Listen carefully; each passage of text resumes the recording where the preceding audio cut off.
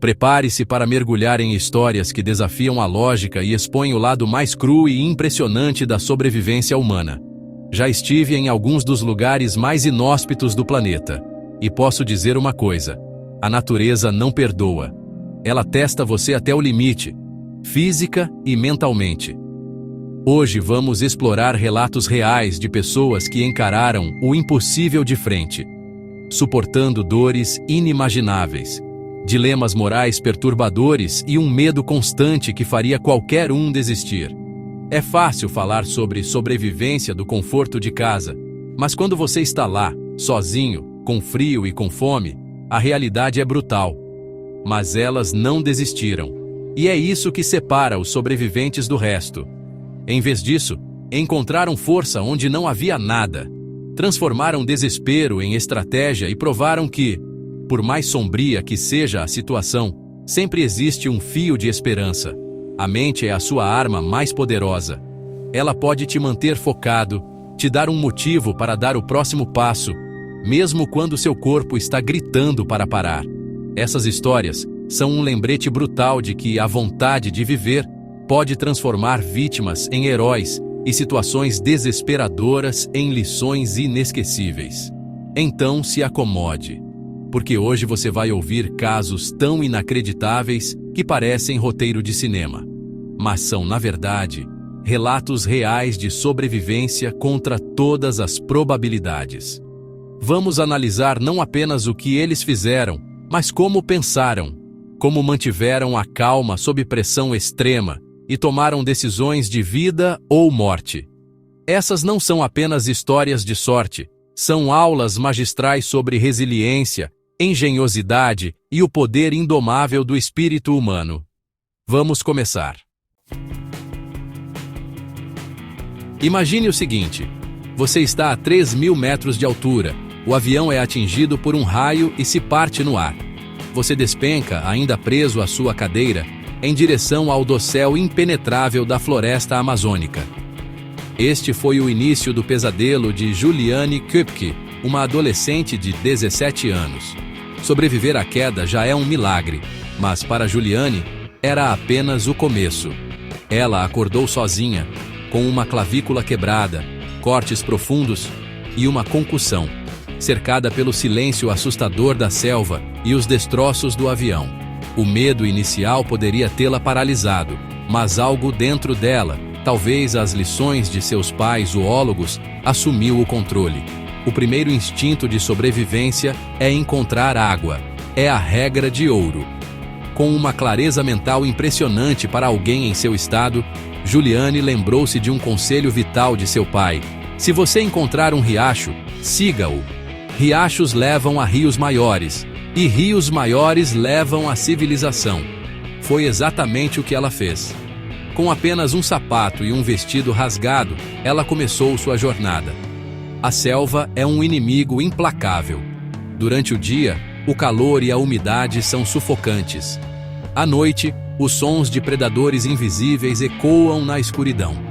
Ela enfrentou chuvas torrenciais, mosquitos que deixaram suas picadas infeccionadas e a constante ameaça de cobras venenosas e onças. A fome era uma tortura, mas ela sabia que comer a planta errada poderia ser fatal, então se absteve. Por 11 dias angustiantes, Juliane caminhou. Ela usou uma sandália para cutucar o chão à sua frente, testando a presença de cobras. Quando suas feridas infeccionaram e as larvas começaram a se alojar em seu braço, ela usou gasolina que encontrou em um barco abandonado para retirá-las, outra técnica que aprendeu com seu pai. Isso não é apenas sorte, é conhecimento aplicado sob a pressão mais extrema. Ela não era uma vítima esperando para ser encontrada. Ela era uma lutadora ativa, usando sua inteligência para aumentar suas chances a cada passo. Sua jornada é uma prova de que, mesmo no ambiente mais hostil, o conhecimento e a determinação são as ferramentas de sobrevivência mais importantes. Finalmente, ela encontrou madeireiros, que a resgataram. Uma história incrível de sangue frio e resiliência. Agora, vamos para um ambiente completamente diferente, mas igualmente mortal, Os Canyons de Utah. Aaron Ralston era um aventureiro experiente. Ele conhecia as montanhas, conhecia os riscos. Mas às vezes, um único passo em falso é tudo o que é preciso. Durante uma escalada solo no Blue John Canyon, uma rocha de quase 400 quilos se soltou e prendeu seu braço direito contra a parede do canyon. Instantaneamente, sua aventura se transformou em uma armadilha mortal. Ele estava sozinho, a quilômetros de qualquer ajuda, com uma quantidade mínima de água e comida. O pânico é o primeiro inimigo em uma situação como essa. Ele te faz tomar decisões ruins, gastar energia preciosa. Aaron lutou contra isso. Nos primeiros dias, ele tentou de tudo. Usou seu canivete multiuso para lascar a rocha, pedaço por pedaço, um esforço fútil que apenas cegou sua lâmina. Tentou usar seu equipamento de escalada para criar um sistema de polias e levantar a pedra, mas ela não se moveu 1 centímetro. A cada tentativa fracassada, o desespero se aproximava. O sol escaldante durante o dia, o frio cortante à noite. A sede se tornou uma tortura. Ele racionou sua água, mas sabia que não duraria muito. Sua mente começou a pregar peças. As alucinações se tornaram mais frequentes. Ele começou a gravar mensagens de despedida para sua família, com sua câmera de vídeo, aceitando o seu destino. Mas no 5º dia, delirando de desidratação e exaustão, ele teve uma epifania. Uma visão de seu futuro filho lhe deu uma nova onda de determinação. Ele percebeu que a rocha não iria ceder. Se ele quisesse viver, ele teria que fazer o impensável. Ele teria que deixar uma parte de si mesmo para trás. Com uma calma assustadora, ele quebrou os 2 ossos do seu antebraço, o rádio e a ulna, usando o peso do seu corpo contra a rocha. Então, com a lâmina cega de seu canivete barato, ele começou a cortar os músculos, tendões e nervos. Uma hora de dor excruciante. Livre, mas gravemente ferido e sangrando, ele ainda teve que fazer um rapel de 20 metros e caminhar por quilômetros até finalmente encontrar outros caminhantes. A força mental necessária para fazer essa escolha é quase sobre-humana. O Monte Everest, o topo do mundo, um lugar de beleza estonteante e perigo mortal. A zona da morte acima de 8.000 metros não é um apelido, é um fato. O ar é tão rarefeito que o corpo começa a morrer.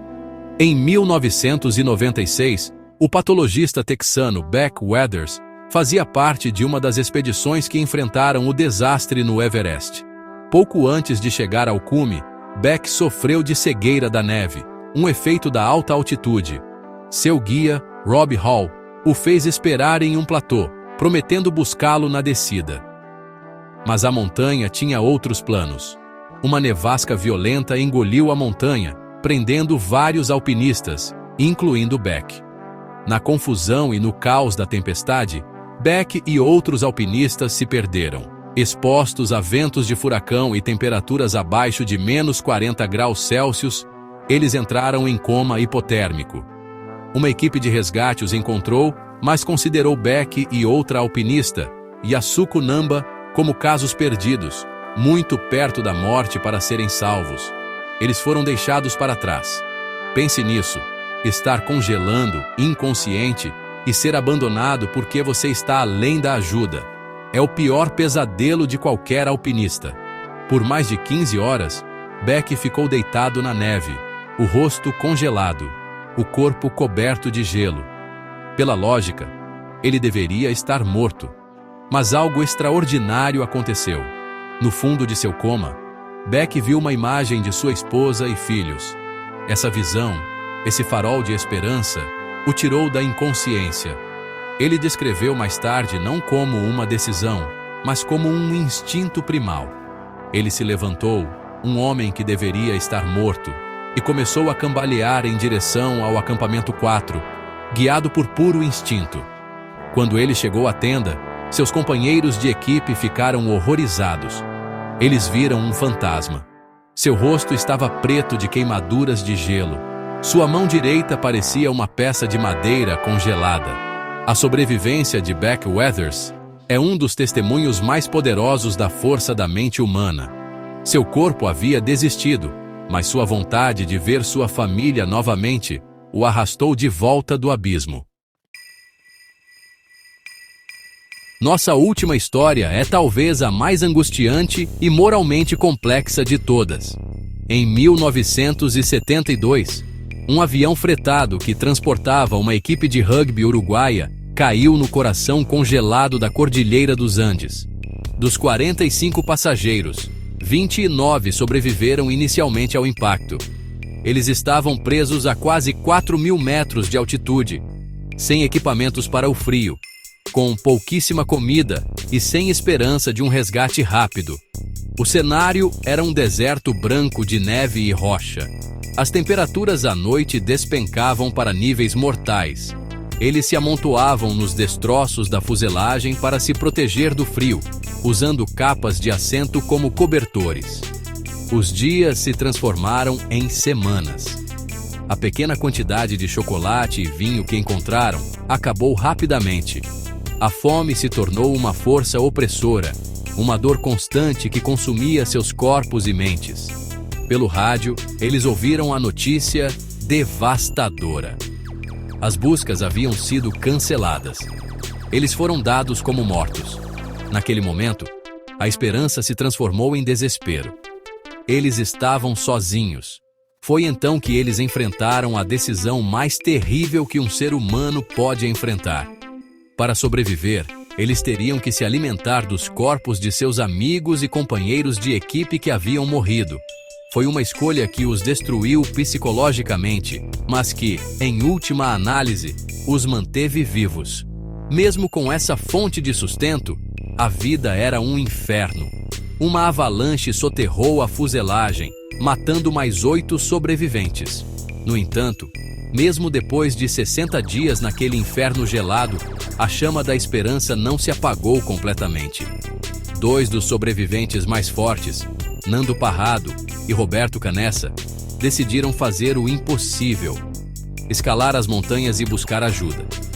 Sem equipamento, vestidos com camadas de roupas rasgadas, eles caminharam por 10 dias através do terreno traiçoeiro dos Andes. Sua coragem e resistência sobre-humana levaram ao resgate dos 14 sobreviventes restantes. Esta história não é apenas sobre sobrevivência física, é sobre a quebra de tabus, a resiliência do grupo e a capacidade de fazer o impensável para agarrar-se à vida. Essas histórias chocantes têm algo em comum. Elas revelam que o instinto humano de sobreviver pode superar dores inimagináveis, dilemas éticos perturbadores e condições mortais. De uma adolescente navegando na selva a um alpinista amputando o próprio braço, de um homem voltando dos mortos no Everest a um grupo forçado a quebrar o maior tabu de todos. Cada um deles foi empurrado para além do que consideramos humanamente possível. Eles nos mostram que no momento do teste final, quando tudo está perdido, algo dentro de nós pode se acender. Uma força que não sabíamos que possuíamos. Elas nos lembram que, por mais preparado que alguém ache que está, e eu passei minha vida me preparando, nada substitui a força de vontade. Você pode ter todo o equipamento, todo o conhecimento, mas se sua mente desistir, seu corpo a seguirá. No fim, sobrevivência não é só sobre o corpo, é sobre a mente, a estratégia, o sangue frio e a capacidade de fazer o impensável. É encontrar um motivo para continuar, seja a imagem de sua família, a responsabilidade por outros, ou simplesmente a recusa teimosa em se render. O mundo selvagem é brutal, mas o espírito humano pode ser ainda mais forte.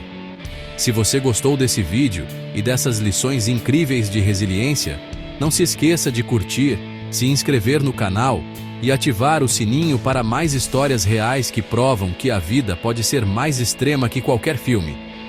Compartilhe nos comentários qual dessas histórias mais impactou você. Porque aqui, no Fatos em 10, você vai sempre encontrar o lado mais intenso, brutal e fascinante da experiência humana. Mantenham-se seguros e nunca subestimem sua própria força.